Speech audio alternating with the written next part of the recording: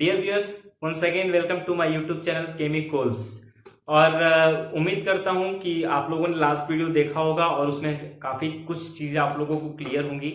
9th class CBSE का second chapter जो है is matter around us pure, क्या हमारे जो आसपास सारे मैटर्स हैं वो प्योर हैं या इम्प्योर हैं।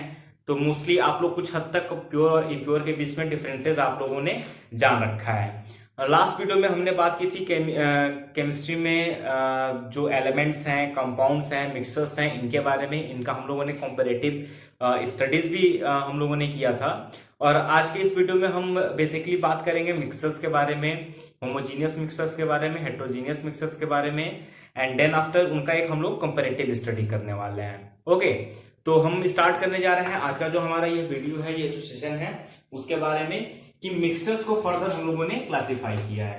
ठीक है, तो फर्स्ट ऑफ ऑल जो मिक्सचर्स होते हैं, कल आप लोगों ने लास्ट वीडियो में देख रखा है कि मिक्सचर्स को हम क्या कहते थे, इम्प्योर सब्सटेंसेस। और अगर आप लोगों ने लास्ट वीडियो नहीं देखा है तो प्लीज आप उस वीडियो को देख लीजिए, जिससे कि आपको और अच्छे से ये टॉपिक क्लियर हो सके। ठीक है, तो जो मिक्सचर है, मिक्सचर को हम लोगों ने क्लासिफाई कर रखा था, इसमें हेट्रोजीनियस मिक्सचर्स हैं, होमोजीनियस मिक्सचर। पहला क्या था हमारा, होमोजीनियस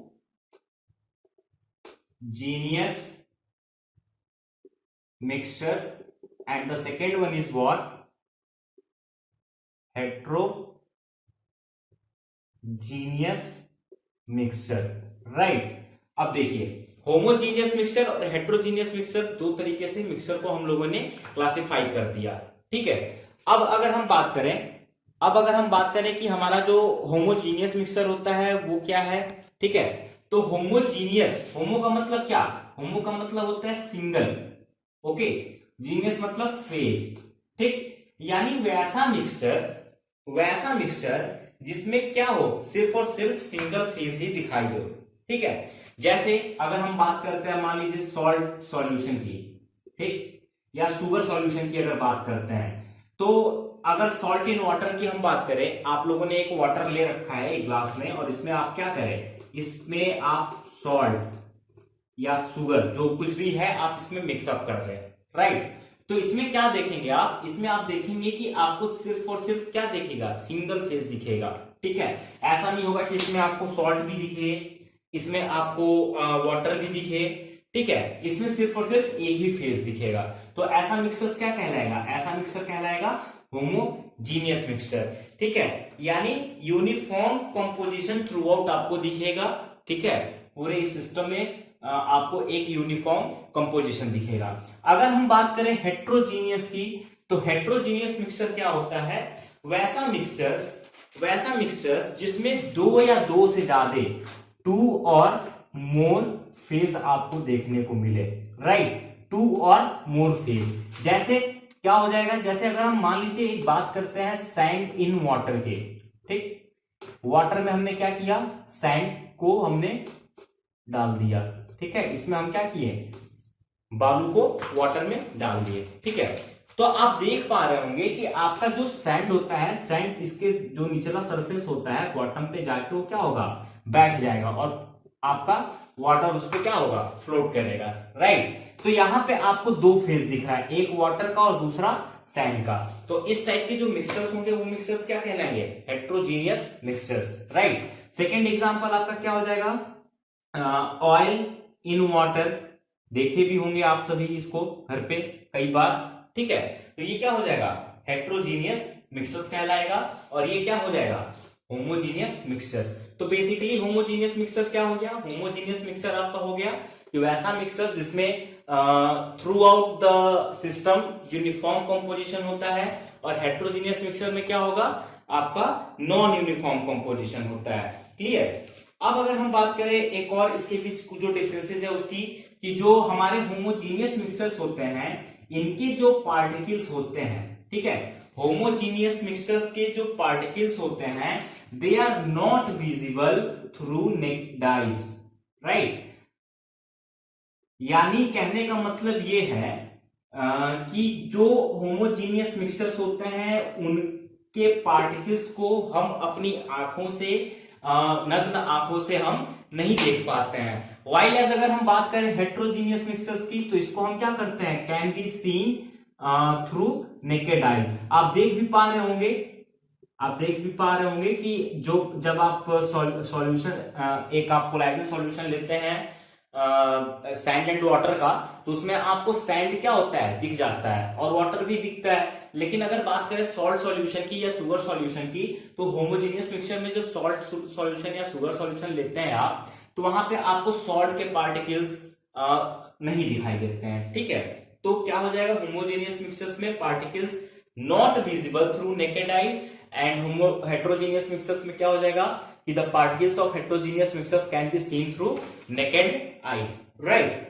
ठीक है, अब अगर हम बात करें फर्दर इसको क्लासिफाई करें, तो इसको हम लोग क्या कहते हैं, ट्रू सॉल्यूशन भी कहते हैं। ठीक है, सॉल्यूशन भी कहते हैं, ट्रू सॉल्यूशन। ठीक, इसके बारे में हम नेक्स्ट वीडियो में और डिटेल में बात करेंगे कि ट्रू सॉल्यूशन क्या है, difference between true solution and colloid. ठीक है, इसके बारे में हम लोग नेक्स्ट वीडियो में बात करेंगे। ठीक, अगर हम बात करें होमोजीनियस मिक्सचर की, तो होमोजीनियस मिक्सचर्स को हम ट्रू सॉल्यूशन में कैटेगराइज किए हैं, और हेट्रोजीनियस मिक्सचर्स को हम कैटेगराइज करेंगे कोलाइडल सॉल्यूशन, राइट, और सस्पेंशन।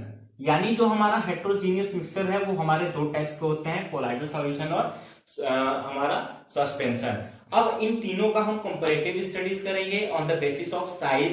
ठीक है, फिजिकल उसका सेपरेशन या केमिकल सेपरेशन के बेसिस पे हम सॉल्यूशन, कोलाइडल सॉल्यूशन और सस्पेंशन के बारे में पढ़ेंगे।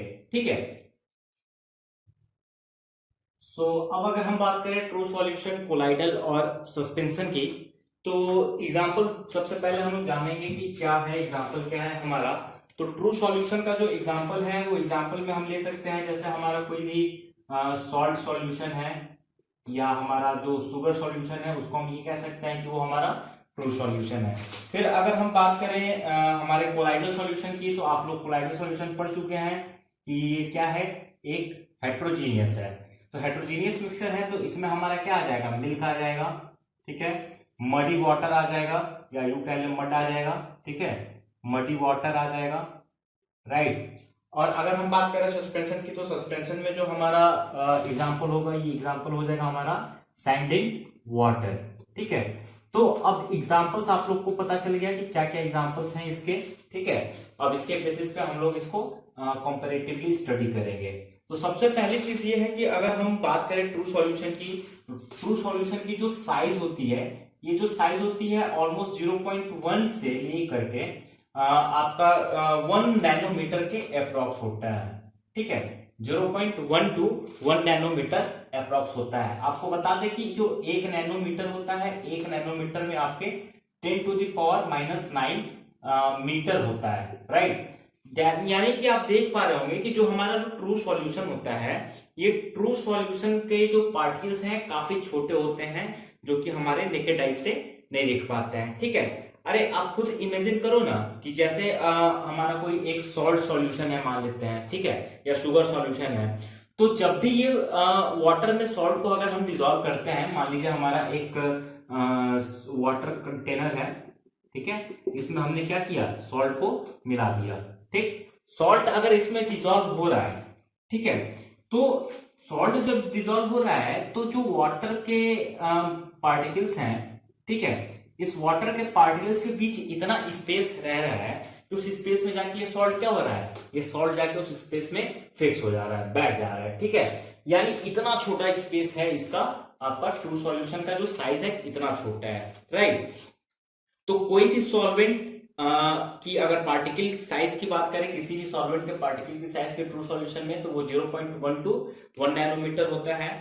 और अगर बात करें कोलाइडल की, तो कोलाइडल इससे थोड़ा सा बड़ा होता है, दैट इज 1 टू 1000 नैनोमीटर। अगर कंपेरेटिवली बात करें, तो कोलाइडल जो होता है हमारा, कोलाइडल का जो साइज होता है वो इससे थोड़ा सा बड़ा होता है। ठीक है, और अगर सस्पेंशन की बात करें, तो सस्पेंशन हमारा ओवर 1000 नैनोमीटर इसकी साइज होती है।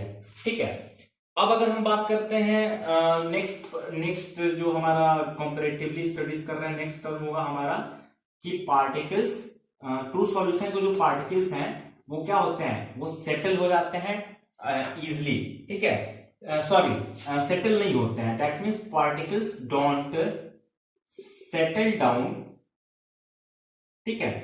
एग्जाम्पल के थ्रू अगर हम बात करें तो मान लीजिए अगर हम बात करते हैं सॉल्ट वाटर की, ठीक है, तो क्या सॉल्ट जो है, सॉल्ट ये आपका वाटर में नीचे की तरफ तलहटी पे बैठेगा, नहीं सेटल होता है, ठीक है। वो जो वाटर के मॉलिक्यूल्स होते हैं उनके बीच में जो स्पेस होता है उसमें जाकर के वो बैठ जाता है, ठीक है। दैट मीन्स जो ट्रू सॉल्यूशन है इनके जो पार्टिकल्स हैं वो सेटल नहीं होते हैं, ठीक है।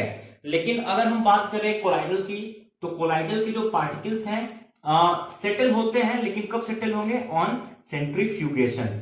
अब ये सेंट्रीफ्यूगेशन क्या है, इसके बारे में हम लोग डिटेल में स्टडी करेंगे। सेंट्रीफ्यूगेशन क्या है कि सेंट्रीफ्यूगेशन एक फिजिकल सेपरेशन, एक सेपरेशन का प्रोसेस है। आगे इस चैप्टर में हम लोग को इसके बारे में पढ़ना है। तो जब भी हम हाई लेवल पर सेंट्रीफ्यूगेशन करते हैं तो हम कोलाइडल, जो कोलाइडल सॉल्यूशन होते हैं उनको इजिली सेटल डाउन कर सकते हैं, ठीक है। लेकिन अगर हम बात करें जो सस्पेंशन है, सस्पेंशन की, तो इसमें जो पार्टिकल सेटल डाउन होते हैं वो कैसे होते हैं, ड्यू टू ग्रेविटी। अब आप खुद देख लो, जैसे मान लो सैंड है, ठीक है, वाटर है और सैंड है, तो सैंड के पास इतनी बड़े बड़े पार्टिकल्स, इसके पास इतना मास होता है कि वो इजिली क्या होंगे, कुछ समय बाद वो क्या होंगे, खुद पर खुद जाकर नीचे बॉटम पे वो बैठ जाएंगे। तो particles don't settle down in true solution while as in colloidal solution on high centrifugation हम उसको सेटल करा सकते हैं, हाई लेवल ऑफ सेंट्रीफ्यूगेशन। और अगर हम बात करें सस्पेंशन की, तो सस्पेंशन में वो ग्रेविटी की वजह से सेटल हो सकता है, ठीक है। अब अगर हम बात करें फिल्टरेशन की, तो फिल्टरेशन के बेसिस पे आपको पता है कि फिल्टर हम किन चीजों का करते हैं। जाहिर सी बात है, जब हमारे जो पार्टिकल्स होंगे जब थोड़े से बड़े होंगे तभी हम उसको क्या करेंगे, फिल्टर कर पाएंगे, ठीक है। लेकिन आपको पता है कि जो ट्रू सॉल्यूशन है, ट्रू सॉल्यूशन इतने छोटे होते हैं तो फिर इसका तो हम फिल्टर कर ही नहीं पाएंगे, ठीक है। दैट मीन्स क्या कि components cantt be separated, component cannot be separated by filtration, ठीक है। यानी हम जो ट्रू सॉल्यूशन के पार्टिकल्स होते हैं उनको फिल्ट्रेशन के थ्रू हम उसको अलग अलग नहीं कर पाते हैं। सेम यही चीज आपका कोलाइडल सॉल्यूशन में भी होता है कि कोलाइडल सॉल्यूशन के भी जो हमारे पार्टिकल्स होते हैं उनको हम फिल्ट्रेशन के प्रोसेस से हम उसको क्या कर सकते हैं, अलग अलग नहीं कर सकते हैं। रीजन क्या है, क्योंकि इसके भी जो साइज होती है काफी छोटी होती है। वाइल अगर हम बात करें तो compounds can be separated by filtration in suspension. तो सस्पेंशन में जो होते हैं हमारे कंपाउंड्स, उनको हम इजिली सेपरेट कर सकते हैं, ठीक है। तो compounds can be separated by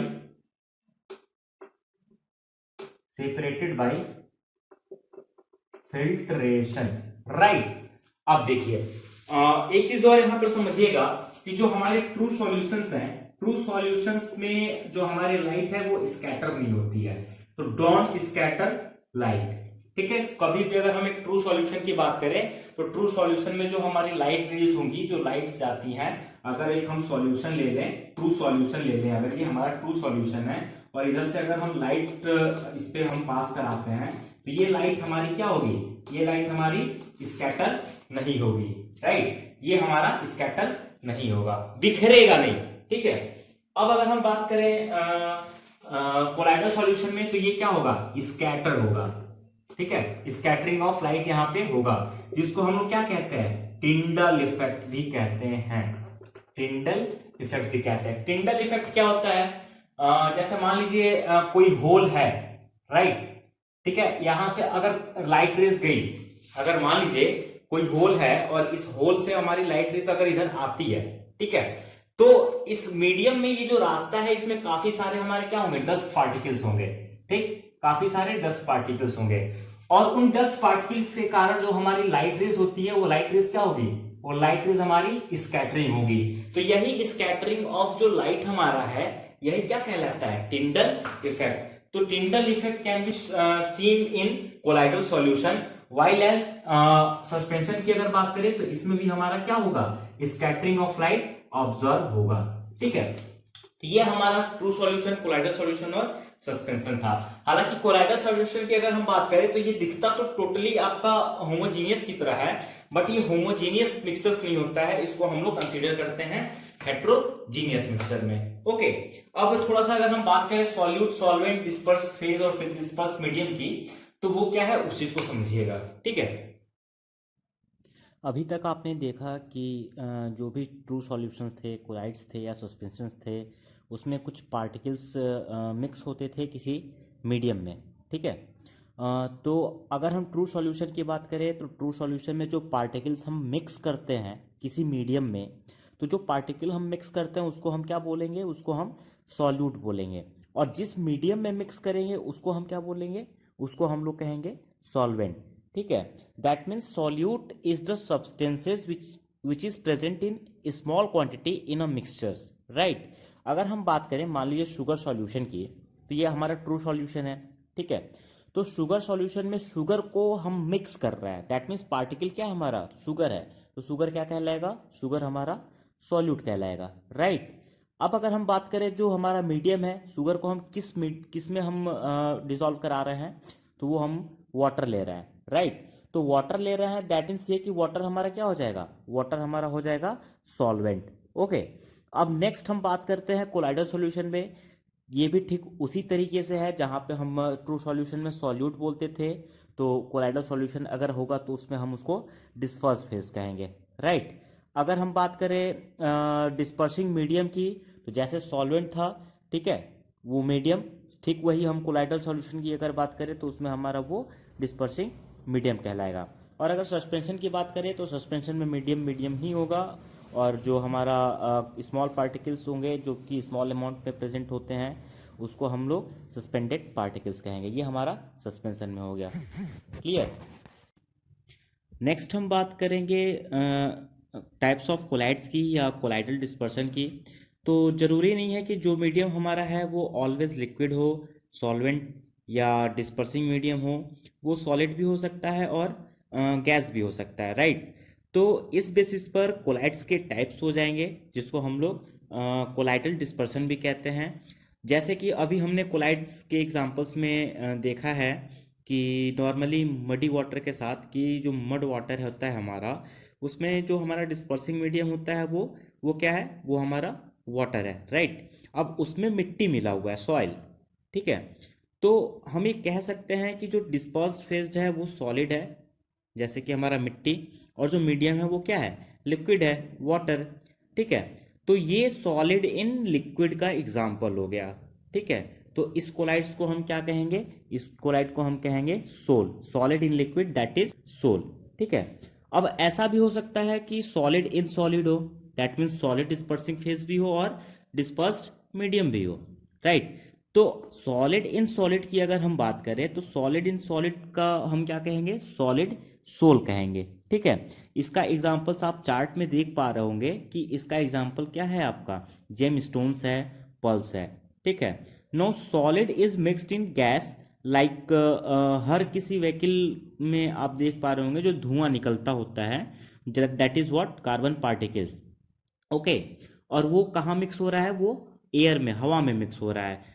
तो ये क्या हो गया आपका, गैस है आपका, जो एटमॉस्फेयर है उसमें, तो solid that is carbon particles mixed up in gas, ठीक है। तो सॉलिड इन गैस ये हो गया। अब इसको हम क्या बोलेंगे, इसको हम एरोसॉल बोलते हैं, राइट। और इसका एग्जांपल्स आप देख पा रहे होंगे क्या है, में चार्ट में स्मोक है, ठीक है। इसी तरीके से अगर हम बात करें लिक्विड इन सॉलिड्स का, तो लिक्विड इन सॉलिड्स, अगर लिक्विड हमारा डिस्पर्स्ड फेज होगा और डिस्पर्सिंग मीडियम अगर हमारा सॉलिड होगा तो हम उसको जेल बोलते हैं, और उसका एग्जांपल हो जाएगा जेलीज, जो कि आप लोग यूज करते हैं, राइट। अब लिक्विड इन लिक्विड को हम क्या बोलेंगे, इमल्सल बोलेंगे। लिक्विड इन लिक्विड जो होता है, यानी कोई लिक्विड का सॉल्यूशन है हमारा, डिस्पर्सिंग फेज है, और डिस्पर्स्ड फेज और डिस्पर्सिंग मीडियम दोनों लिक्विड है, तो उसको हम लोग क्या बोलेंगे, emulsion, that is what, milk. Milk आपका क्या होता है, इमल्सन में आता है, राइट। अब अगर हम बात करें लिक्विड इन गैस का, तो उसको सेम एरोसॉल ही बोलेंगे, उसमें आपका फॉग हो जाएगा। और gas in solid that is what, foam, sponge example हो जाएगा, एंड गैस इन लिक्विड को भी हम फोम बोलेंगे, और वो हमारा सेविंग क्रीम्स जो हम यूज़ करते हैं वो उसका एग्जाम्पल्स हो जाएंगे।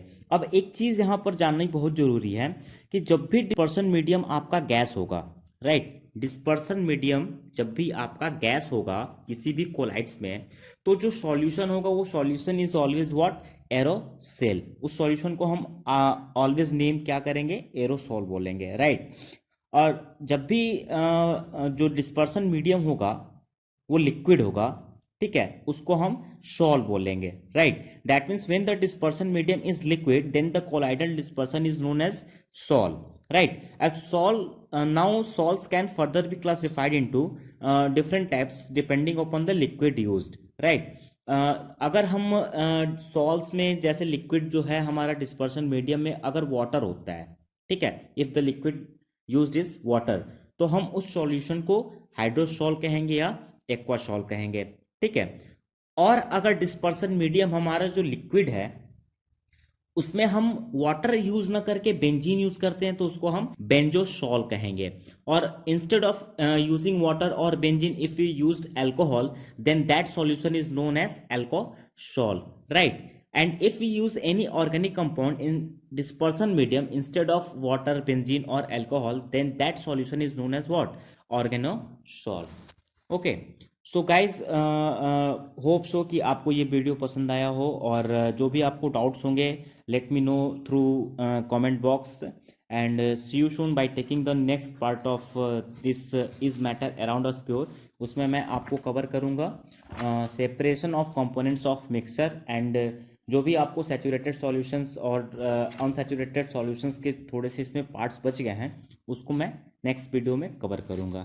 Thanks for watching this video, और इस वीडियो को आप शेयर भी करें जिससे कि आपके जो फ्रेंड्स हैं उन तक ये वीडियोस पहुँचे और वो भी इसका बेनिफिट उठा सकें। थैंक्स।